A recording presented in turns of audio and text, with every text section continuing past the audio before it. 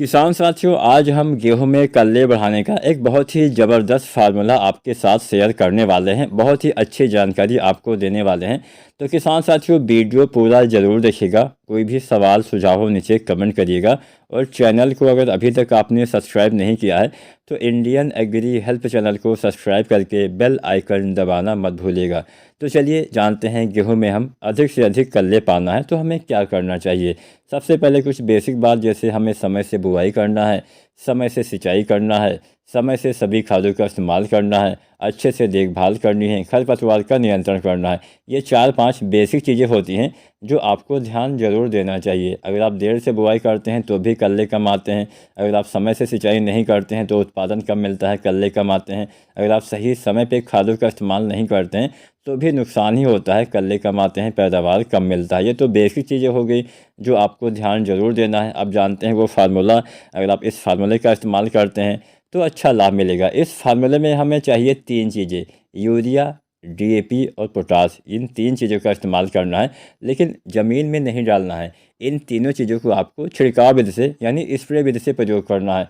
अब कैसे डालना है, कैसे आपको इसका मिश्रण तैयार करना है, इसके लिए पूरा वीडियो देखिएगा।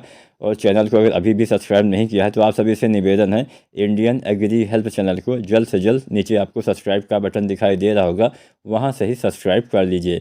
तो यहाँ पे जैसा कि मैंने बताया, यूरिया, डीएपी और पोटास, इन 3 चीज़ों का इस्तेमाल करना है। तो सबसे पहले बात यूरिया की ही करते हैं। अब यूरिया से क्या होता है कि नाइट्रोजन की पूर्ति होती है।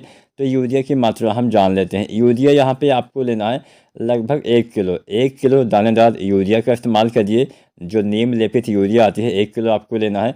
दूसरा चीज़ आपको लेना है डीएपी। अब डीएपी में नाइट्रोजन के साथ साथ फास्फोरस काफ़ी अच्छी मात्रा में पाया जाता है। तो डीएपी से नाइट्रोजन और फास्फोरस दोनों तत्वों की पूर्ति होती है। तो डीएपी कितना लेना है? डीएपी आपको लेना है 2 किलो।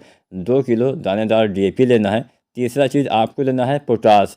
जो एमओपी पोटास आता है 60% वाला, इसका इस्तेमाल करना है। पोटास के इस्तेमाल से पोटास की पूर्ति होती है, पोटेशियम तत्व की पूर्ति होती है। तो यहाँ पे हमने आपको बताया यूरिया 1 किलो, डीएपी 2 किलो और पोटास 1 किलो। ये 3 चीज़ें आपको लेनी है। आप चाहें तो नोट भी कर सकते हैं। अब इन 3 चीज़ों को कैसे इस्तेमाल करना है, सबसे पहले हम ये जानते हैं। यूरिया और पोटास पानी में बहुत जल्दी आसानी से घुल जाते हैं, जबकि जो डीएपी होता है यह घुलने में थोड़ा समय लेता है। तो डीएपी को आपको पहले ही भिगो देना है पानी में। आप 1 दिन पहले भी घोल सकते हैं, 1-2 दिन पहले भी इसको पानी के अंदर रख देंगे तो 1-2 दिन में ये घुल जाता है। और जो यूरिया होता है, पोटास होता है, ये थोड़ा जल्दी घुल जाता है। तो इसको आप जिस दिन डालना उस दिन आप घोलिए, और डीएपी को 1-2 दिन पहले घोल देंगे तो आसानी से ये भी घुल जाएगा। तो अच्छे से आपको घोलना है। सभी को अलग अलग बर्तनों में, अलग अलग चीज़ों में आपको घोलना है, इकट्ठा घोलना नहीं है, इस बात का भी ध्यान रखना है। तो अलग अलग चीज़ों में आपको यूरिया, डीएपी और पोटास को घोल लेना है। Urea 1 kilo, DAP 2 kilo, potash MOP 60% वाला 1 किलो। ये 3 चीज़ें अलग अलग बर्तन में घोलना है। और इसका इस्तेमाल कब करना है? समय काफ़ी महत्वपूर्ण होता है। इसका इस्तेमाल करिए पहला पानी लगाने से पहले। मतलब पहला पानी अगर आप 20 दिन पे लगाते हैं तो आप 18 दिन पे इस्तेमाल कर सकते हैं। अगर आप 22 दिन पे, मतलब अपने हिसाब से आपको समय आगे पीछे कर देना है। अगर आप 25 दिन पे लगाने वाले हैं तो आप 2-4 दिन पहले इस्तेमाल करिए। तो मान के चलिए औसतन 20 दिन 22 दिन तक इसका इस्तेमाल आप पहली बार कर दीजिए।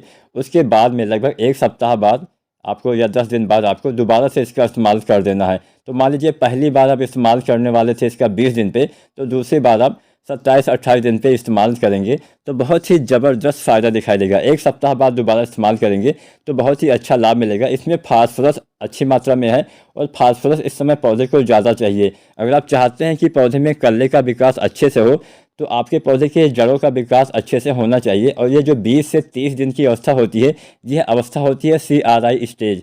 इसको हम बोलते हैं क्राउन रूट इनिशिएशन स्टेज। यानी आपके जो मुख्य जड़ होती है, जो आपके मेन जड़ होती है, उसका निर्माण इस समय स्टार्ट होता है। ये जो मुख्य जड़ होती है आगे आपकी फसल के अंत तक ये रहने वाली है, और जब तक इसका विकास सही से नहीं होगा तब तक आपके कल्लों का विकास सही से नहीं होगा।